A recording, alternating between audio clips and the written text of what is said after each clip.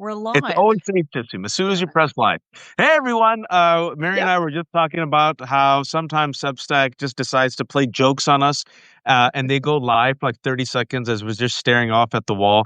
And so Mary and I were just having a very juicy discussion off the Yes, record. we were. Which, Disregard all of it. yeah, disregard all of it if you heard it. We'll talk about it soon. Some good news in a few months. But I asked Mary to talk about her uncle's deteriorating condition. She's written a really good book about it, a bestseller that you should read about. Mary, in addition to being a prolific commentator, the host of Mary Trump Live, which is every day, 6 p.m. Eastern Time. You should subscribe. She has now 450,000 subscribers. Also, she has a fantastic Substack where this is how she makes, money, folks. Please subscribe to her Substack. I will link to it once we have this up. But Mary unfortunately knows her uncle, and her book I think was very instructive into explaining his warped psyche, the hole that exists within Donald, where it's never enough. Women after women, never enough. Presidency, never enough. President again, still not enough. Perpetual grievance, perpetual festivus, perpetual rage, anger, right? And then today we saw, I just thought it was a fantastic microcosm, where we saw an old 79-year-old man with cankles, and this is no disrespect to our elderly seniors at all, just for no reason whatsoever. I'm not making this shit up, folks. On the roof of the White House, again, no one knows why. And then he's on the roof of the White House, kind of yelling at or towards the reporters, pointing at stuff. Totally normal. This is also a man who, has been slurring his words, was fascinated with windmills, went on a weird rant about windmills. Hannibal Lecter is forgetting that he's the one who appointed Jerome Powell. Can't stop interrupting himself, which is the greatest example of the Barbara Streisand effect. Because if I was his attorney, I would say, shut the F up when it comes to Epstein. But thankfully, he cannot, which is great for us. And I see a man who not only, it's a fascinating example, Mary, of like those fables that we used to read where the body of the corrupt leader represents like the nation and the administration. As like the body deteriorates, so does the administration. And I'm seeing this type of like horrible poetry where Donald Trump is deteriorating in real life, but so is in a way MAGA and his policies. And this is not to say, Mary, in any way, shape, or form that all of a sudden MAGA is going to be defeated, but Right. he's completely underwater. He's underwater, double digits on the economy, on inflation, on the BBB, his signature bill, he's negative 25. On Epstein, he's negative 35. And on immigration, he's negative 5. So there's a lot to talk about, but let's start off with that. I give it to you. Yes, it's somewhat like Dorian Gray's portrait escaping from the attic and walking among us. That's what I think every Exactly. time I see him. But it's like the Sadly. aging version of Dorian Gray, not the young one, when it's all Right. decrepit. Yes, for the quick summary of the portrait of Dorian Gray, this very wealthy ne'er-do-well, sells his soul, basically. He has a portrait made, and he can do the most debased things. He can live the most debased life. He can be cruel. He can be unspeakable, and yet he will always be young and beautiful. The portrait that he puts up in the attic will suffer the degradations of his life. So years pass and Dorian Gray looks exactly the same, but the portrait looks like a grotesque caricature of the young, beautiful man because the portrait is suffering from all of the horrors the person Dorian Gray commits. So that's what when I see Donald, I'm like, oh yeah, he's the portrait now. No Because it offense, was the Bill. country, right? For the last 10 years, the portrait was the country. And this is a couple of English majors nerding out, but it's an apt example. And I should have come with it, which shows that Mary was a much better English major. Was that for 10 years, the country, the United States, was the one that was suffering. We were the portrait, as this Yes. vulgarian was Yes. able to, skate by without any accountability, fail up, not face a single day in court for his role in inciting a violent insurrection. And then this country is suffering from a type of dementia and a type of United States of amnesia, Yep. decides, you know what, we have a choice between Kamala Harris and the guy who effed up 4 years ago. Let's go for the guy who effed up. And voila. Now, within 6 months, Mary, we're seeing the portrait catch up to the, if you will, the figure Donald Yep. Trump itself. Yeah, and I think we can extrapolate from him to the rest of the Republican Party. Unfortunately, they are trying to remake the entirety of the United States in that image, and we need to stop them. And watch, this is sort of where we start running into problems, because you're right. It is clear, as it has been for quite a long time now, for those of us paying attention, that Donald is definitely in decline. He's in cognitive decline, he's in psychological decline, and the only reason he is still intact to the whatever degree he is because he's so protected. Like, this is a man, and this is a case I made in my first book.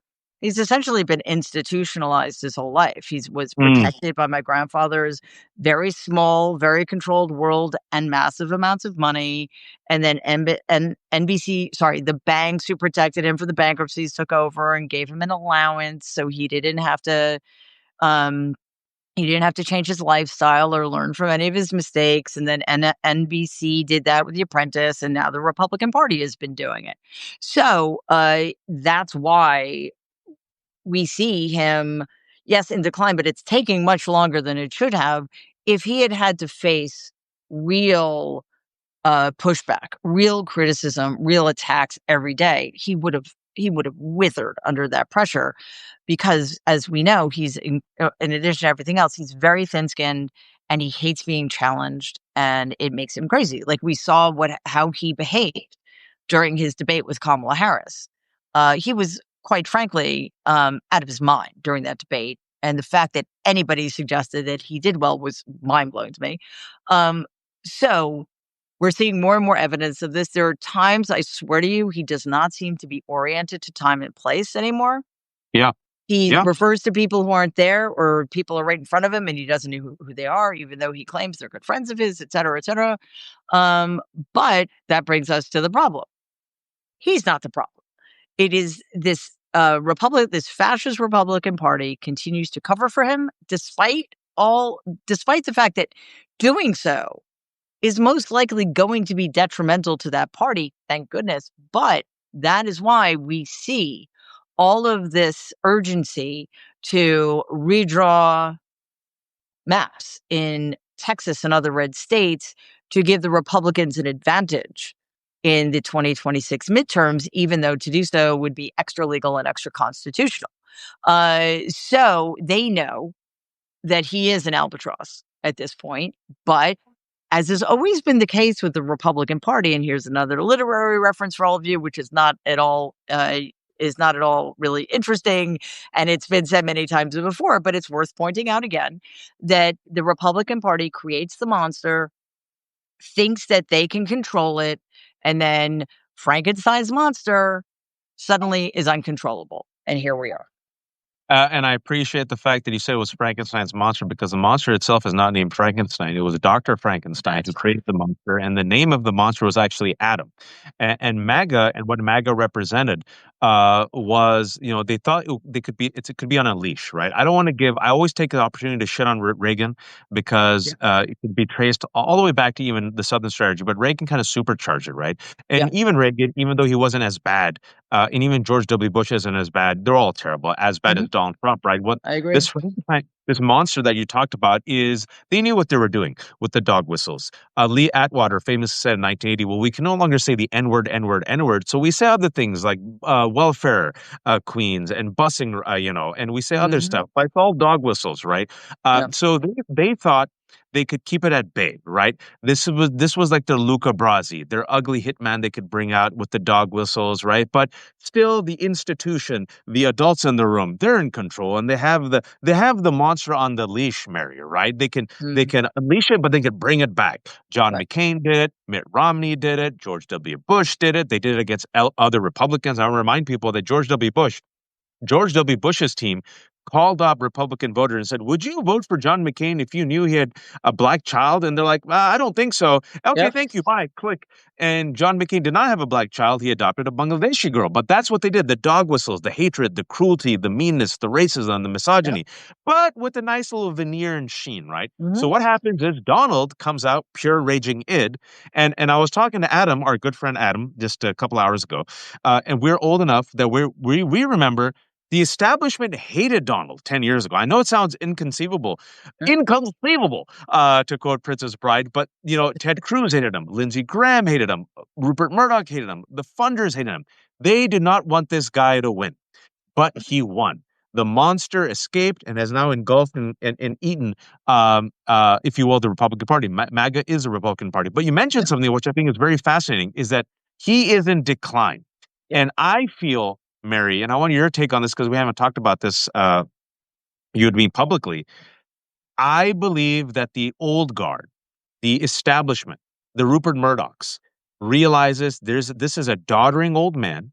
He's declining in health. He's declining in ratings. We got from him what we wanted. We got the Genius Act, the pro crypto bill. We got the big beautiful bill, right, which Yeah. gives tax cuts to the rich. We have the House, we have the Senate, we have the Supreme Court, we have the media, we have the presidency.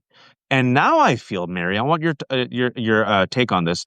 These leaks on Epstein, right? Speaking about him getting like just, you're talking about him withering under the pressure. I've never seen him wither like I've seen him wither when it comes to Epstein, and the forces that are actually pushing the Epstein story. It isn't leftists. It isn't the Democrats. It was Wall Street Journal and Fox, owned by Rupert Murdoch. You know that Yep. flaming leftist socialist Rupert Murdoch.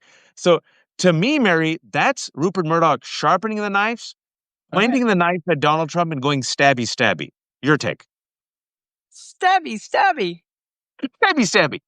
Yes, Rupert Murdoch, a noted leftist, far to the left of us, Lodge. Oh, yeah.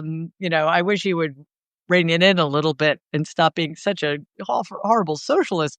Rupert Murdoch, as you well know, is one of the most maligned forces in modern world history.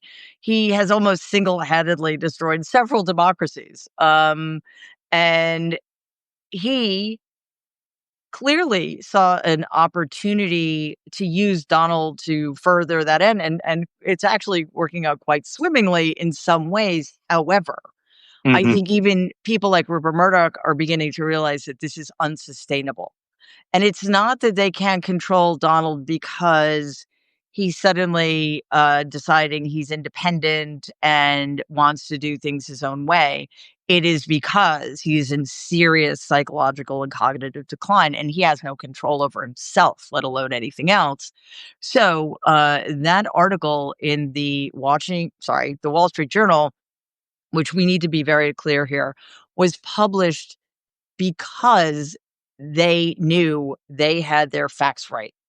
Yep. The Wall Street Journal, for its hideous editorial page, is a legitimate news organization. They do not publish um, journalism that is not vetted and accurate. It just doesn't happen. So that was, I don't even think it was a shot across the bow. I think that was Rupert Murdoch calling it. We're done. And we're going to let this thing play out. I honestly, like, if that's what happened, that was extremely prescient because clearly Murdoch understands the base. He's been playing them for decades now. And he knows, as others did and do, that the base is obsessed with the Epstein files. Why? Because they care about we should get our terms correct. It's not pedophilia, it's hebephilia. Um, it's not because they care that Jeffrey Epstein was a sex trafficker and rapist of girls and young women. It's because they were promised by Donald Trump that that within the Epstein files contained the names of all of the people they have been taught to hate over the last 30, 40 years, which is the quote unquote elite, the people at the upper echelons of the Democratic Party. All of those people, Donald Trump promised, would be implicated if he released the Epstein files. So It's not about what Epstein did. It's about who would be blamed for it and who would That's be right. taken down. So Murdoch knows all of this. And it is again, um, not anybody on the left. I mean, yeah, we're running with it because we should be. It should not. The focus should not shift away from this. But we're not the ones who are making sure this stays the most relevant issue to date. And it's just been going on for weeks. And you're right. It is probably the first time in Donald's life that he's been in a situation in which nothing he does shifts the focus away from this horrific thing he's done that makes him look like a complete loser, liar, traitor, what have you. And it, of course, just makes everybody wonder, as they should, what exactly is in these files about him? And we'll unpack. There's a lot of layers to unpack there, but I do want to ask you this question because you just mentioned it. Why has this been the unraveling of Donald? Because he has been able for his entire life, not just the past 10 years, as Mary said, he's been institutionalized and protected by, my words, wealth, whiteness, power, privilege, celebrity. This is a man who's had multiple accusations of sexual assault, credible accusations. This is a man who's been held liable for sexual assault and defamation against E. Jean Carroll. This is a man who's been held liable for fraud, not just fraud against New York City, but his charity had to settle for fraud. His friggin' university had to settle for fraud. This is a man who's been, yeah, exactly, multiple bankruptcies, didn't pay his taxes, right? And yet he has always found a way to fail up. So people said Teflon Don. But the story, seems to be his kryptonite. And, I agree with you. We're going to talk about why that's what I've been saying for a few weeks, that it is the right wing, because the right wing led the story. That's why, folks, Democrats and corporate media bent the knee. This has all been out there. It was Wall Street Journal and the right wing that actually has the stabby out. And then because corporate media bends the knee, they're like, oh, the right wing has given us permission. Let's run with it. And also, folks, Rupert Murdoch met with JD Vance. Rupert Murdoch met with JD Vance before dropping that first Wall Street Journal article. Mm. Interesting. Something to think about, right? But we saw the permission structure given by the right wing. Once the right wing doubled down and tripled down, because the Wall Street Journal now has released 3 bombshells, right? Which includes Attorney General Pam Bondi actually told Donald he was in the files in late May, which means that Donald has lied to us and the Trump administration has lied to us. And then also the names of other folks who, along with Donald, wrote to Jeffrey Epstein for his 50th birthday after he was apparently, not friends with him anymore. But you saw in the past week, just in the past week and a half, Mary, where Donald is given a chance. And this may be a reflection of his deterioration. He's given a chance. All right. Reporters are now getting a little bit of a spine. Rupert Murdoch and the right wing has given them finally some courage. He's in Scotland, right? He's talking to Keir Starmer. He's asked about the Epstein. He's asked about Ghislaine Maxwell. If I'm his attorney, if I'm his handler, I would write a statement and saying, I feel really bad for the girls and the women who were abused by Jeffrey Epstein, a pedophile, a criminal, and we're looking for justice. Thank you. That's all I would say. Instead, Oh, wait, he, Waj, it's you. Sorry. I got very confused there yeah, for a second. sure, but he cannot. If number one, he can't shut the F up. He makes things worse. So it's like the greatest example of the Streisand effect. But also, Mary, his cruelty. He did not once talk about the girls, the victims. And even when asked about Virginia Giuffre, they asked him in a follow-up. Well, what was this? You said Jeffrey took employees from me. What do you mean? He stole her from me, referring to Virginia Giuffre, who was then just 16 years old, a spa attendant. I mean, the utter lack of even pretending to care about the women and the victims, the cruelty that was at display. I just wanted your comments on that. Well, that has always been, for me personally, the worst thing about his massive amounts of support, that there are tens of millions of people in this country who don't care how cruel he is, and many, many millions of those who actually like how cruel he is. That the fact that they think that that doesn't render him entirely unfit is beyond, quite frankly, my comprehension. and it has made me rethink entirely who we are. I mean, and as you know, I'm pretty conversant with American history. It's not like I've deluded myself about anything, but that we are still at this place where so many people are willing to overlook or dismiss that kind of behavior. It's kind of soul crushing. And that not just that he has nothing to say about the victims, in support of the victims, or to acknowledge the fact that Virginia Giuffre committed suicide Yeah.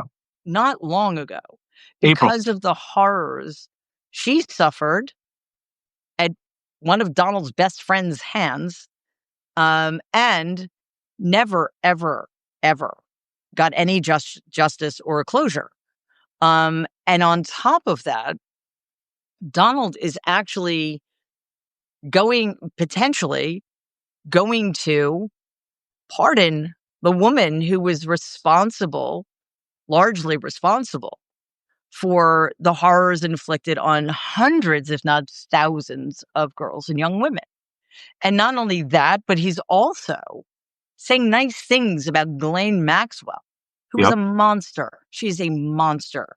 He is he has had her transferred, which was against all procedure, to a low max prison, basically a country club prison for white collar criminals. And he is floating the idea of pardoning. Could you imagine the pain? Because let's be real, none of these wounds have healed for these women, because they're Nope. all women now. None of these wounds have healed. So he's not reopening them. He's pouring salt into wounds that have been open for years now. And it's grotesque and despicable. And that should be enough. And maybe that's where some people on the right are taking their cues. Like, wow, this guy can't even rein it in when it comes to Ghislaine Maxwell. He has the entire DOJ jumping through hoops to give Ghislaine Maxwell whatever she wants in exchange for whatever Donald wants. And it's just beyond expression horrifying. There's so many political missteps that he has made in the past 2 to 3 weeks over this issue, which reveals to me that this is the weakness. This is the kryptonite because, Yeah. you talked about the cruelty of it all. The day after he openly, said he stole her from me. He meaning Jeffrey Epstein and stole not a possession, a human being, Virginia Giuffre, the 16-year-old who was, by the way, poached by Ghislaine Maxwell. Ghislaine Yep. Maxwell was the one who stalked her, poached her, groomed her, and then Virginia Giuffre said, along with Jeffrey Epstein, Maxwell also molested her. The Farmer sisters also said that. So that's the woman, folks, that this Trump administration has sent, and no one knows who waived her status that allowed her to be, transferred from Florida to Texas, and she was transferred the day after there was a interview with Virginia Giuffre's family that I'm sure you saw. Her brother, who was still so shook, so angered, so disgusted. He goes, my sister was not property. She was a human being. And also, folks, I remember when it comes to the victims whom this administration does not care about, the 2008 sweetheart deal that Alex Acosta gave to Jeffrey Epstein, a convicted pedophile, by the way, at that time, where there was just reams of evidence and so many victims. He should have gone to jail forever. He was given a sweetheart deal, folks, unheard of before, where he could self-report to prison. He was out 6 days of the week. It only lasted for a year, which meant he continued to commit those abuses. And then Alex Acosta became Donald Trump's Secretary of Labor, right? So the day after then, the family member of Virginia Giuffre did this interview where they're crying. Donald Trump said, okay, yeah, we're going to transfer Ghislaine Maxwell to Texas. And this came, folks, after Todd Blanche spent 2 days shrouded in secrecy, talking to Ghislaine Maxwell. Todd Blanche was Donald Trump's personal attorney, who's now in the Attorney General's office. Wink, wink, quid pro quo, right? And he hasn't said, Mary, when he's been asked several times, will you pardon Ghislaine Maxwell? He should say, of course I won't. But if you've noticed, he doesn't say no. Twice he's been asked, he goes, I've heard I can do that. Oh, yeah, I've heard about that. That means he will. This, to me, shows, Mary, that they have information on Donald in those files that he is terrified of. And I'm just curious, it's all speculation. Why is this the undoing of Donald? This. Nothing else has worked except this. Yeah, I think it's a couple of things, and this might sound well. I'll get to the less important first. That I think he's unlike him, kind of reading the room and seeing that okay, Rupert Murdoch, powerful guy, is gave this the green light. So there are very powerful people no longer aligning themselves with him on this, even though the Republican Party, of course, is, and of course the New York Times is, but but not the real powerful money people behind the scenes. So maybe that's part of it, but the bigger, perhaps more controversial speculation is not that there may well be serious crimes in these files that Donald allegedly committed. That would not surprise me, of course. But that in addition to that, there, I, again, potentially, I have no special information about any of this. I know as much as anybody else does, which is practically nothing. My sense is that in addition, potentially, to serious Jeffrey Epstein level crimes, there is information in there that is like so humiliating it would annihilate him. This Mm, humiliation is the thing he is most terrified. He's an adjudicated rapist. He's proud that he got away with it. He has mm, sexually assaulted and harassed, allegedly, over 23 other women. yep. That is not a problem for him. He gets away with it. He's proud of it. He's whatever. There's something else going on here. And that's the only thing that makes sense to me. And you know him, and you're right. This is nothing new. This is a man out in the open who has partied with Jeffrey Epstein since the late 80s. This is a man who has praised him. We have the video. He's on the flight log. We have Epstein talking to Michael Wolff saying that he was Donald's closest friend. And there's a money trail, folks. There's also a money trail that has yet to be exposed. And thankfully, Democratic Senator Wyden said he wants to investigate it. And I think that money trail is going to implicate a lot of folks, and there's going to be a lot of questions for a lot of folks. I do want to ask you about this because now we're going to, because I feel very strongly that the only reason we as a nation are talking about the Epstein files, which we should have been talking about for 2 decades, because these women, these girls, now they're women, they were girls, folks, have suffered, have risked their life, their reputation by speaking out against Epstein, and nothing has happened. We've always known this. We've known this about Epstein. We've known this about Donald. The only reason we're talking about it is Rupert Murdoch gave the corporate media and Democrats the permission structure to attack. Otherwise, Yep. I know for a fact that Democrats and corporate media would have stayed quiet because I give you the past, I don't know, friggin' 5 years. Um, I do find it interesting, though, that Nancy Pelosi, about 2 weeks ago, when she was asked by Chris Lansing on MSNBC about the Epstein files, she said it was a distraction and we should focus on bread and butter issues. Your response? Stop it. Stop. I mean, what really? We can't do both of those things, first of all. And secondly, in what universe have the Democrats been great about talking about the bread and butter issues anyway? Like learn about messaging. But time and time again, the Democrats squander opportunities to make real to score real hits in ways that actually matter. And first of all, do not tell me this is not important. To say that it's not important is just an insult to the girls who were victimized and the women who have a great personal risk spoken out. So how dare she suggest that this is just some kind of distraction? That was deeply, deeply disappointing. That aside, just strategically, he's floundering, obviously. This puts Democrats on the same side as Donald's base. It gives them a massive opportunity to do what they should have been doing for the past 10 years. Just continue to hit at him where it hurts, humiliate him, mock him mercilessly. And also, educate people, which also is something Democrats can't seem to do without putting out a 30-page white paper. Educate people about Jeffrey Epstein, Donald Trump's relationship with him. And I mean, Alex Acosta's appointment should have been a deal breaker if people had known about it. Like, why in the world? Like Pam Bondi, same thing. She's just as implicated in this stuff. Educate the people about this because I'd like to think some people would care, especially parents, would care that a man who has no compassion whatsoever for young victims of sexual assaulters and sex traffickers and rapists, right, is maybe not the best person to be in charge of the planet. Maybe, maybe. So, yeah, that was, again, yet another Democratic cell phone and just another way to demoralize the Democratic base, which actually does want Democrats to fight tooth and nail at every step of the way to, if nothing else, win the messaging war, which is really the only war we are in any position to win right And now. folks, the only thing that's has bipartisan support in this country for the past 10 years is the Epstein files. A poll came out yesterday.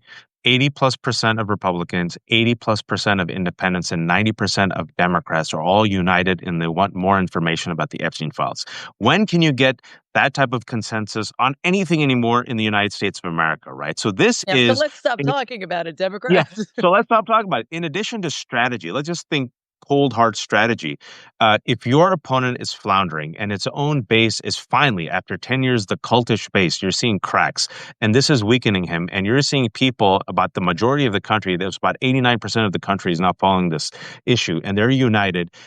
Maybe you should, I don't know, have press conferences with the victims. Maybe you should ask, hey, Alex Acosta, you're still alive. You have a lot of answers. Maybe you should hold hearings. Maybe this is the story that you should talk about nonstop. The Farmer Sisters, they've come out. Maybe talk to the Farmer Sisters. Maybe have press conferences with the Farmer Sisters, with Virginia Giuffre's family. Say, hey, how do you feel about Ghislaine Maxwell being transferred to this prison? What are they hiding, right? Keep it in the news nonstop. I'm just here to give free advice, Democrats. That's just my job because I want to protect democracy. But you also see a failure of corporate media because as Donald is floundering, not just on Epstein, folks, I was looking at a poll, he's negative 35 on Epstein, negative 19 on Kilmar Abrego Garcia, the big billionaire, beautiful Bill, negative 25 when it comes to most voters, negative 44 on that with independents, negative double digits on the trade war, Taco, inflation, the economy, and now his one signature issue, he's negative 5, Yeah. immigration. And because people did not vote for masked armed agents terrorizing their cities and going after kids, even though we tried our best, Mary, to warn them. Now, I told you something right before we pressed record, and you didn't believe me, and then I gave you the citation, and I wish you could see your face through my eyes because you were like this. What? This is August 5th, New York Times, 5:02 a.m., opinion page. Is there a smart way to cede power to Donald Trump? Let me repeat the headline. Is there a smart way to cede power to Donald Trump? 3 New York Times opinion writers debate whether universities should make a deal with the administration. Mary.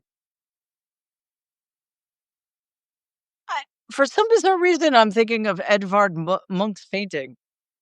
The scream. Yes, endless screaming, endless screaming. Uh, to frame anything in that way is to legitimize what is essentially extortion and to approach that issue as the problem for the person being extorted to solve. How do we be less extorted? Or how do we minimize the damage from being extorted by, I guess, just voluntarily allowing ourselves to be extorted? I mean, it's madness, and the lack of self-awareness is just, it's a reflection of what's happening in the federal government. Why hide anymore? Why you can say anything. You can take any position, no matter how vile, no matter how outrageous, no matter how un-American, because that's just acceptable now. And it's just yet another sign, as if we needed one, of how far the New York Times has fallen. And unfortunately, the New York Times is still better than the Washington Post, which is horrifying. But it is just gobsmacking, quite frankly. And I know I shouldn't be surprised. But it is just the fact that allegedly intellectual, intelligent people who are aware of what's going on would craft such dangerous absurdities is a sign of the intellectual decay in this country as well. Because could you imagine such a thing being written a decade ago? Oh, or how about 2 years ago? Is there Yeah, is there a smart way to cede power to Joe Biden? Can you imagine if the New York Times wrote an article like that? It would be nonstop outrage, not just from the right wing media, but also from people on the left. Like, wait, what? And then Democrats would be writing a counter article. No, even though we have the majority, we want to punch ourselves in the face. What does the parliamentarian think about this New York Times article? Mew. Sorry. Well, I try. I have to be fair, folks. I have to be fair. You got to criticize the people uh, who deserve criticism. absolutely. It's I'm not making that up. Is there a smart way to cede power to, I mean, and it reminds me of Timothy Snyder, when he wrote on fascism, what's the number one rule? Don't obey in advance. That's right. Now we're seeing Brown University bend the knee, Harvard bend the knee, Columbia University bend the knee, New York Times bend the knee, CBS bend the knee, ABC bend the knee, corporate law firms bend the knee. And it comes to a point where the Democrats, and I was talking to Adam about this, and now you're finally seeing, Mary, I wanted your take on this. I've been saying for a while there's a cold civil war in the Democratic Party. It hasn't been Mm, named. There's a vacancy for leadership. It's clear. The old guard, I'm not using old as a pejorative, isn't cutting right. it anymore. And everyone's jockeying for the crown, and everyone's jockeying for a narrative that will work. And they're kind of like it's happening, but they're not mentioning it, but it's happening. And then you saw corporate, rather I should say centrist, Alyssa Slotkin, former CIA operator, right? Now trying her best as of last week, folks, right? She's the one, for those who don't remember, that the Democrats chose, of all the people, they chose Alyssa Slotkin to give the counter to Donald's, whatever that was, State of the Bullshit address. That was And the message. That yeah, was the and message. that was the message. And the only thing I remember from Alyssa Slotkin's whatever 20 minutes was that she praised Reagan. The second thing that I remember from Alyssa Slotkin was in the summer, Politico said that she has a war strategy. And that war strategy involved attacking the weak and the woke and adopting the goddamn alpha energy of Lions coach Dan Campbell. And then you Ooh. saw Alyssa Slotkin like last week, for whatever reason, her staffer made her appear on Breaking Points with Crystal Ball, which was just exquisite television. Strongly recommend everyone watch it. It was you like literally 12 minutes in, her staffer is like, okay, we gotta go. Because Crystal just destroyed her. And then she was talking to Colbert and missed the vote. She said, we're 27 Democrats for the first time ever, a majority of Democrats, along with Bernie, so 27 with Bernie, voted to stop arming Israel. And she said, oh, yeah, I couldn't be there for the vote. Yes, because you were at Colbert. Um, this, and then you're also seeing Mamdani. Mamdani's at 50%. New York Times article came out yesterday that said young Jews overwhelmingly are for Mamdani in New York. In fact, not in spite of his views on Gaza, because of his views on Gaza. His numbers keep increasing, increasing, increasing. And it's just unfathomable because you and I are old enough that to see that the Democratic leadership, including Slotkin, she's not leader, but Slotkin was asked about this, and she goes, "Well, I don't take positions. That's just New York." Oh, blah. And then you're seeing Gillibrand and Schumer and Jeffries, despite all these articles showing that Jews are like, "Yep, we like this guy." They're like, "We're waiting and seeing." Your take on the Democratic Party and the leadership with those examples that I just gave? Well, I mean, you have to admire their ability to snatch victory, or defeat rather, from the jaws of victory. It's very impressive. I think it was a very bad sign after Schumer, every person in a position of leadership in the Democratic Party, and the remaining, whatever, 10 Democrats altogether voted with Republicans to pass the appropriations bill because they were so afraid of being blamed for a government shutdown, right? And that the rest of the Democrats who did the right thing and voted against it didn't demand Schumer step down. I thought that was a really bad sign. And it makes it, yes, I agree with you that there is a rift, as there should be in the Democratic Party.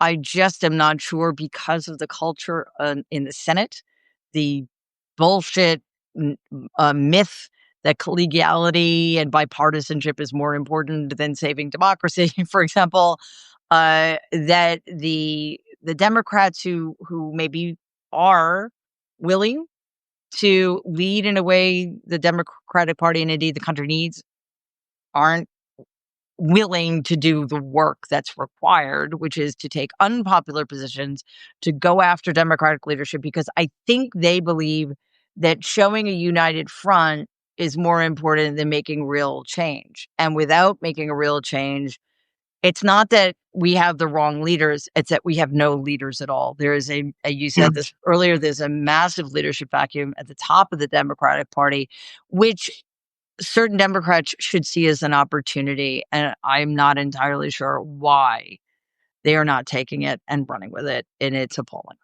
Oh, It actually, reminds just me. really quickly, and I Yeah, just want to let you know my phone is dying for some reason. I'll Um, let you go. I'll let you go in a minute. what's really important to remember, and you and I and the rest of the nerds talked about this right after the election was called. We said, well, maybe not right after. It took a matter of days before it became clear that the Democrats in office were going to do nothing, that they were just going to let this ride as if this were just another normal change election, right?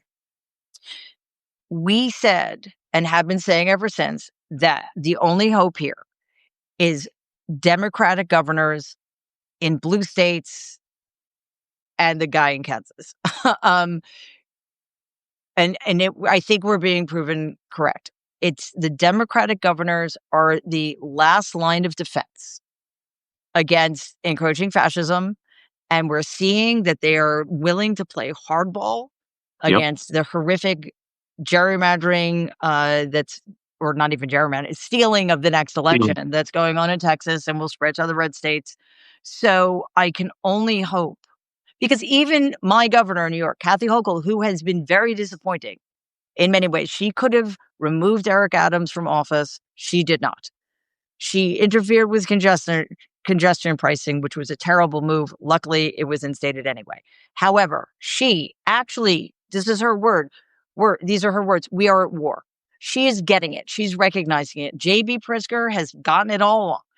Yep. So I know that that will spread to other Democratic states, New Jersey, hopefully, California, if Gavin Newsom can figure out which side he's on or what the best way is for him to become president. There will be momentum here, and I only hope that national Democrats are paying attention because Democratic governors get it. Thank Yeah, you. you need fighters. You need fighters. And the Democratic Party right now has a lower favorability rating than even Donald Trump. It's lowest since 1994. And people are done with it. They want fighters, and they don't want, people to bring a pencil to a knife fight or a knife fight to a knife fight. You bring a bazooka because that's what Republicans bring. And you have to fight for democracy and for the trans and for immigrants and for women and for Muslims and for workers and for Palestinians and for occupied people. You have to bring it all. And Mamdani is an example of that. Now, will they accept him or not? Well, they're going to have to, folks. They're Right. going to have to. And the longer they delay it, the longer they try their best to close their eyes and wish away the reality that they're facing and the base that they have right now, the more and more they're going to be atrophied, the more and more they're going to be antiquated, and the more and more I think they're going to fall behind.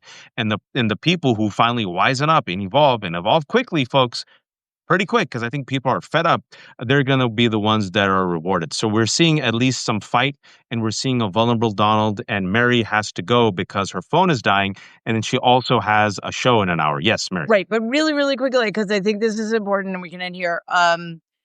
I think that the problem, especially with establishment Democrats, is when they see the unfavorability rating, they think the problem is their policies, not their people.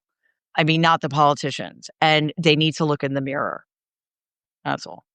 And I think they need to resign. Oh, yeah. Thank, Oh, en thank masse. Yes, for sure. thank you for your service. You did fantastic work. All of you are very wealthy. You all have grandkids. I heard Exactly. I heard Florida's nice in this time of year. Uh, Enjoy. go to the Poconos. There's just a lot of things you could do in life. Be a nice mentor. But I think the sooner they realize that they're done and the sooner they move out of the way and hand the baton to these young fighters who might terrify them and their corporate donors, but you know what? Represent the base, the better it Yeah. will be. And I think we can finally actually widen these cracks, these fissures that we're witnessing within the MAGA movement, because as we've always said on your show, I've always said, fascists ultimately come for everyone, Right. including fellow fascists. And you're seeing it in real time, folks. And our job is to say, let them fight. Mary, before I let you go, shamelessly promote yourself. How can people find you, support you, watch you? Okay, so as you may know, we have a media company with a YouTube channel, and it's called Mary Trump Media because I am so creative and original. And we have videos dropping every day. As Waj mentioned, I do a live show Monday through Friday at 6 p.m. Eastern. And the Nerd Avengers have been on hiatus, but I promise you, the Nerd Avengers are going to be back in a new incarnation. And as Waj mentioned, we're at 450,000 subscribers. We want to get to a million as soon as humanly possible. So please check it out. I do have a Substack called The Good in Us, which I've been neglecting, and I need to get back to it because I miss it a lot. And I think it's Substack is such an amazing community. We have a great YouTube community, but there's more interaction on Substack actually. So, and as you know, there are a lot of amazing people on Substack, like Waj and Danielle and Brian, like almost all of the Nerd Avengers are on Substack. So that's it. And I've written 3 books, and you can check those out. But you should also check out Waj's awesome book, which is right behind his right ear. Go back from where you came from. It's brilliant. Mary has gone so much better. Last year when I asked her to do this, it was so painful. And she was like, "Hi, Mary, but if you want to watch me, please do. If you don't, it's okay." But now that was almost It's professional. That was exactly so how well I done. said it too. You've nailed what an impersonation. I'm And on you're mute. like, "Nah." Then she just start crying. I'm like, "Mary, are you crying?" You're like, "It's been a rough week." But she's gotten so good at it. I'm so proud. There's like a tear of pride coming out because that used to be like trying to get Mary to promote herself was like it was easier to get water from a rock. Well, you But were yes, my well mentor in done. that, so you should I, be I proud. I had to intervene, and I'm terrible at doing it. So we're all helping each other. We've gotten better. Mary Trump Media started like most things do on YouTube with 0 viewers. Now it's 450,000, which is a huge. So get her to 500 so that you can get her to a million. But even 450,000 is no joke. Subscribe to her fantastic Substack. This has been the Left Hook. I have no paywalls because I'm a terrible capitalist. Everything is for free. If you have a few bucks, chip it in. If you don't, save the money and chip it in when you can, folks. It's independent. We don't bend the knee to anyone. As you saw in today's conversation, 2,500 people joined us. Thank you all. For those who joined us late, we're going to have this conversation up on my Substack and Mary's Substack. You all can listen from the beginning. Again, we criticize people who deserve the criticism. We praise people who deserve the praise. There's no both sides here, obviously, between the Democrats who are right now feckless and a right wing authoritarian regime, which is Donald Trump and MAGA. But Yeah. you have to criticize them so they do better. They do better. And the people who are not willing to lead us, they need to step aside, folks. Too many people are in pain. Too many people are suffering. There's generational damage. And this type of generational damage needs a new generation of leaders who will not promise restoration. They will promise enact reform. So all of us have a part, all of us have a voice. We all got to do something at the local level, in our families, on our streets, in our homes, run for office, speak out, speak up, do something. And the one thing you could do is support independent media. We try our best. And like I said, we don't bend the knee to anyone. Folks, until next time, be kind, be empathetic, and please, oh, please, don't be a fascist. And watch Mary at 6 p.m. in 50 minutes. In an hour and 50 minutes, she will be doing her show live, 6 p.m. Eastern Time, Mary Trump on the Mary Trump YouTube channel. What's the YouTube address? Is it Mary Trump Live, Mary Trump YouTube? What is it? I think it's Mary Trump Media, but how would I know? That is so painful. Now just wait. We're going to get this done. Hold on. I'm going to make sure. So the next time This someone is asks you, embarrassing. Mary Trump Media, and you are at 452,000 subscribers. Oh, nice. Well done. So at Mary Trump Media on YouTube in an hour, watch Mary Trump live. Thank you, Mary. I will see you soon. Thanks, guys. Bye, Waj. Bye, everyone.